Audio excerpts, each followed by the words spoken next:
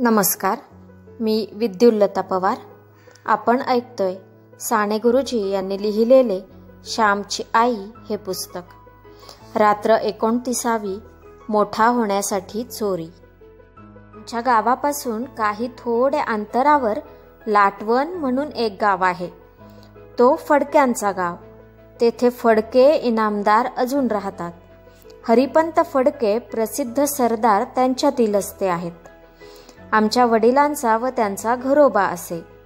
लाटवणचे बळवंतराव फडके वडिलांकडे नेहमी येत असत. आम्हा मुलांजवळ ते प्रेमाने गप्पा मारीत. त्यांना अहंकार नव्हता. फार साधे व भोळे होते.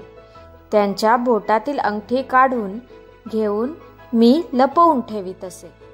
तेव्हा मला म्हणायचे, श्याम, तुला पाहिजे की काय अंगठी? त्यांनी असे विचारले म्हणजे ती माझ्या बोटात मी घालीत असे. परंतु एकाही बोटात ती बसत नसे. ती खाली पडे. अरे जाडा हो जरा, मग बसेल हो ती, असे मग ते हसून म्हणावयाचे. मी दापोलीहून घरी आलो होतो. बळवंतराव व दुसरे कोणीतरी असे आमच्याकडे पाहुणे आलेले होते. दापोलीला मला वाचनाचा नाद लागला, परंतु चांगली पुस्तके मिळत ना. दाभोळकर मंडळींची पुस्तके मी वाचित असे, परंतु काही समजत नसे. स्पेन्सरचे चरित्र मी वाचलेले थोडे मला आठवते. त्याच सुमारास रामतीर्थांचे खंड भास्करपंत फडके काढू लागले होते. माझ्यावर या फडक्यांच्या लेखांचा फार परिणाम झालेला आहे. त्यातील तेजस्वी सोज्वळ सावेश मराठी भाषा मला गुदगुल्या करी. ते भाग मी जणू पाठ केले होते, परंतु त्यावेळेस मला हे भाग मिळाले नाहीत.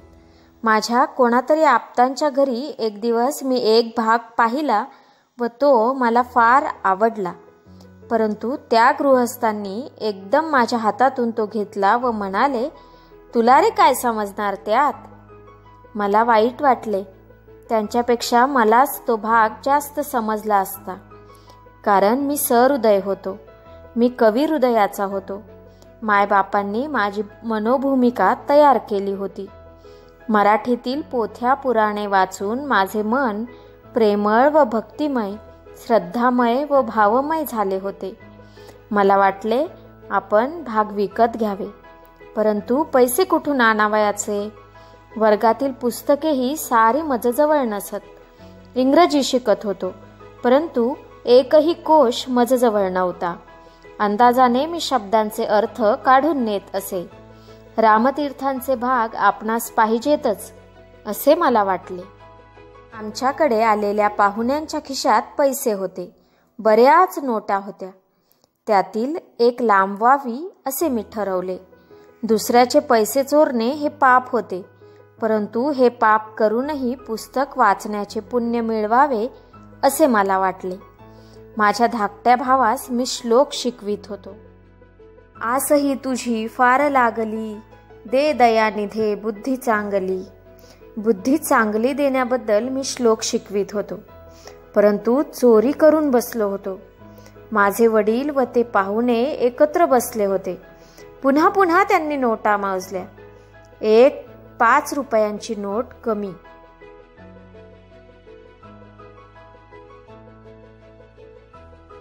भाऊराव, 5 रुपये कमी भरतात, एक नोट नाही, ते पाहुणे म्हणाले. नीट पाहिल्यात का साऱ्या खिशांतून? कोणाला दिली तर नाहीत? माझे श्लोक शिकविणे सारे थांबले. चोराला कुठली झोप? घरात आई जेवत होती. तिच्याजवळ जाऊन मी गप्पा मारीत बसलो. आई, तुला इतकासा भात कसा पुरेल? आज उरला नाही वाटते, मी विचारले. बाळ, इच्छा कोठे आहे? 2 घास कसे तरी बळेच पोटात दवडावयाचे. 2 धंदे झाले पाहिजेत ना. पाणी उदक करता आले पाहिजे ना. तुम्ही कधी मोठे व्हाल इकडे लक्ष आहे सारे, आई म्हणाली. आई, मी खरेच मोठा होईन, पुष्कळ शिकेन, खूप वाचीन, मी म्हटले. शिक, पण चांगला हो. शिकलेले लोक बिघडतात म्हणून भीती वाटते. फार शिकले नाही, फार मोठे नाही झाले तरी मनाने चांगले राहा. माझी मुले मोठी नसली तरी चालतील, परंतु गुणी असू देत, असे मी देवाला सांगत असते, आई म्हणाली. ती प्रेमळ थोर माता किती गोड सांगत होती. माझ्या अशिक्षित आईला असे चांगले चांगले विचार कसे सांगता येत याचे मला आश्चर्य वाटे. महम्मदाला लोक म्हणत, तू देवाचा पैगंबर असशील तर चमत्कार करून दाखव. तेव्हा महम्मद म्हणाला, साऱ्या सृष्टीत चमत्कार आहेत, मी आणखी कशाला करू? समुद्रावरून तुमच्या लहान लहान नावा वाऱ्याने जातात, हा काय चमत्कार नाही? त्या अफाट सागराच्या वक्षस्थळावर निर्भयपणे त्या नाचतात, डोलतात, हा चमत्कार नाही का? रानात चरावयास गेलेली मुकी गुरे तुमच्या घरी प्रेमाने परत येतात, हा चमत्कार नाही का? वाळवंटात झुळझुळ झरे दिसावे, वाळवंटात मधुर अशी खजुरीची झाडे असावी, हे चमत्कार नाहीत का? असे सांगत शेवटी महम्मद म्हणाला, माझ्यासारख्या एका अडाण्याच्या तोंडातून तो कुराण वदवितो, हा चमत्कार नाही का? मित्रांनो, माझ्या आईच्या मुखातून तो कुराणच बोलवीत होता. कुराण म्हणजे पिळवटून निघालेले उद्गार. आईसुद्धा कळकळीनेच मला सांगत होती. हृदय पिळवटून निघालेलेच ते शब्द होते. हृदय गाभाऱ्यातील जी पवित्र शंकराची पिंडी, तिचाच तो ध्वनी होता. तिचे बोलणे माझी श्रुती स्मृती होती. मोठा नाही झालास तरी गुणी हो, थोर शब्द. ते ऐकत असतानाच माझ्या हृदयात मला विंचू डसत होता, साप दंश करीत होते. मित्रांनो, इंग्लंडात ट्यूडर राजे झाले. त्यांच्या कारकिर्दीत जिकडे तिकडे गुप्त पोलीस असत. एका इतिहासकाराने असे लिहिले की त्यावेळेस प्रत्येक उशीखाली विंचू होते. कोठेही विश्वासाने डोके ठेवावयास त्या राज्यात जागा नव्हती. हृदयाच्या राज्यात सुद्धा विंचू आहेत. ते तुम्हास झोपू देत नाहीत, सारखे तुमच्या पाठीमागून येत असतात. कोठे पाताळात गेलात, मेलात तरी ते गुप्तदूत आहेतच. सत्सत विवेकबुद्धीची टोचणी ती सदैव आहेच आहे. घरात तर कोणी आले नाही, चमत्कारच म्हणावयाचा, वडील म्हणाले. श्यामला वगैरे विचारा, कोणी मुलगा वगैरे आला होता का? वाईट असतात काही मुले. अलीकडे मुलांना वाईट सवयी लागत आहेत. लहानपणीच विडी व विडा यांशिवाय त्यांची चालत नाही. श्याम, अरे श्याम, बळवंतरावांनी हाक मारली. मी गेलो. काय? मी विचारले. बळवंतराव म्हणाले, श्याम, तुझा कोणी मित्र वगैरे आला होता रे, एक नोट नाहीशी झाली आहे. मी म्हटले, नाही बुवा, मीच आज बाहेर खेळावयास गेलो होतो, संध्याकाळी आलो, कोणी आले नव्हते. वडील म्हणाले, श्याम, तू तर नाही घेतलेस, घेतले असतील तर सांग. छे हो, तो कसा घेईल? बळवंतराव म्हणाले. आई हात धुत आली. तिलाही सारा प्रकार कळला. वडिलांना चुटपुट लागली. स्वतःच्या घरात पैसे नाहीसे होणे म्हणजे ती लाजच होती. वडिलांनी पुन्हा मला विचारले, श्याम, अगदी खरेच नाही ना घेतलेस पैसे तू? कंपास पेटी किंवा कशाला घेतले असशील. कंपास पेटीसाठी पैसे मागत होतास. आई म्हणाली, श्याम नाही हो घ्यायचा. तो रागावला, रुसला तरी कोणाच्या वस्तूस हात लावायचा नाही. तेवढा त्याचा गुण चांगला आहे आणि काही केले तरी तो कबूल करतो. तो लपवून ठेवणार नाही. मागे एकदा एक वडी घेतली होती त्याने, तेव्हा विचारल्याबरोबर त्याने कबूल केले व म्हणाला, मी घेतली हो आई. श्याम घेणार नाही व घेईल तर कबूल करील. श्याम, तू नाही ना बाळ हात लावलास? आईचा माझ्यावर केवढा विश्वास. आधी घेणार नाही, घेईल तर कबूल करील. तिची माझ्यावर केवढी श्रद्धा.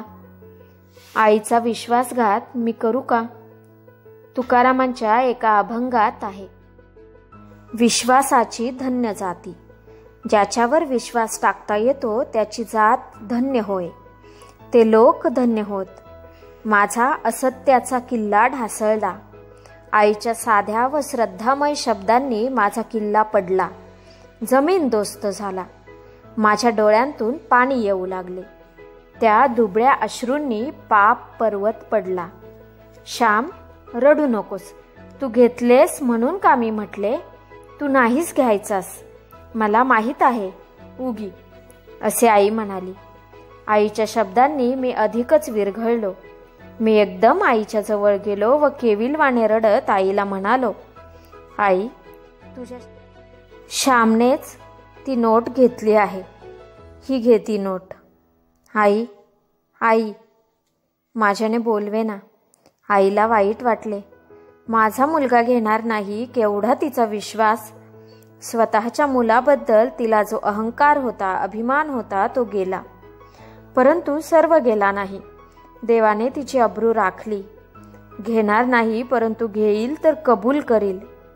तिचा मुलगा सर्वस्वी कसोटीस उतरला नाही, परंतु अर्ध्या कसोटीत तरी उतरला. श्याम, पुन्हा नको हो हात लावू. हाच पहिला व शेवटचा हात लावलास हो. तू कबूल केलेस, चांगले झाले. उगी, आईने माझी समजूत घातली. बळवंतरावांनी माझे कौतुक केले. त्यांनी मला 1 रुपया दिला, परंतु तोही मी आईजवळ दिला. श्याम, तू का रे घेतले होतेस रे पैसे? आईने विचारले. आई, मोठा होण्यासाठी, पुस्तके वाचून मोठा होण्यासाठी. मी म्हटले, अरे पण पहिलीच्या पुस्तकात चोरी कधी करू नये असे वाचलेस. ते तर अजून शिकला नाहीस, मग आणखी दुसरी पुस्तके कशाला? माझी आई बोलली, परंतु ते बोलणे फार खोल होते. गड्यांनो, पतंजलीच्या भाष्यात म्हणे असे एक वाक्य आहे की एकः शब्दः सम्यक् ज्ञातः स्वर्गे लोके कामदुग्ध भवति. एकच शब्द, परंतु जर त्याचे नीट ज्ञान झाले असेल तर मनुष्याला मोक्ष मिळतो. सम्यक् ज्ञातः, नीट समजलेला, वाचलेला नव्हे, घोकलेला नव्हे, तर समजलेला. जे खरोखर समजले ते आपण अनुभवात आणतो, आचरणात आणतो. लहान मूल कंदिलाला धरू पाहते. कंदिलाची काच तापलेली असते. आई लेकराला दूर करते, पुन्हा ते कंदिलाजवळ जाते. शेवटी आई म्हणते, लाव, हात लाव. ते लहान मूल हात लावते, हाताला चटका बसतो, पुन्हा ते मूल काच धरीत नाही. ते ज्ञान पक्के झाले. सॉक्रेटिस म्हणूनच ज्ञानाला सद्गुण म्हणतो.